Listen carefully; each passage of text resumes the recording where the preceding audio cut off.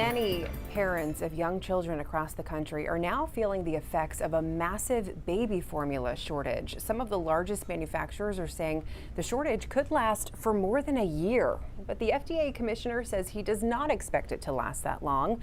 Part of the reason for the shortage was a recall on certain formula products from Abbott Laboratories. The situation is so dire that the FDA said last week that they would allow some of the recalled formulas to be re-released. For parents who rely on that formula, many are scrambling right now, desperate to find a way to feed their kids. We've heard a lot about what not to do, but what are the solutions? I spoke to a doctor and a breastfeeding expert to find out. Yeah. Oh, little guy. And there's so much fear around being able to feed their babies when there's something like this happening. Fear can lead to desperation. Parents are going to do whatever they can to keep their babies going. Health experts want parents to make smart, healthy choices for their kids. This is really tough. Kara Kaikini is the Maine State Breastfeeding Coalition president and a board-certified lactation consultant.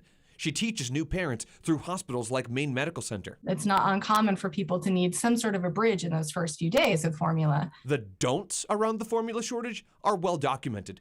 Don't dilute it to extend your supply, don't make a homemade version, and don't start cow's milk before 6 months. It's a crisis. I mean, it's just awful to think we can't even, in the United States of America, have enough formula for our children. So what should you do?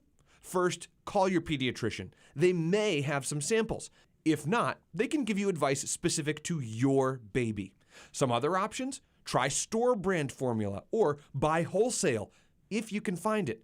Kaikini says, by law, all formula must contain the same nutritional content. We are a breastfeeding coalition, but first and foremost, we are here to support new families. Health organizations recommend breast milk feeding, but we know that it is not always easy. It can be very hard. Babies may not latch to a mother's breast, or it may be a painful latch. Pumping breast milk is one option. The next best option is going to be milk from another mother. The safest way is through a breast milk bank. Those screen the donors and test the milk to make sure it's safe. The closest bank to Maine is in Newton, Massachusetts, but there's a cost. $4 to $5 an ounce. This whole formula shortage is such an opportunity to be advocating with people's individual insurance companies to say, hey, why not cover the cost of donor breast milk when that is what the World Health Organization recommends as the next best option, and the American Academy of Pediatrics. Insurance companies should be getting on board with that. So there are some private insurance companies that already cover donor breast milk, and in 2023, Maine Care will start covering it too.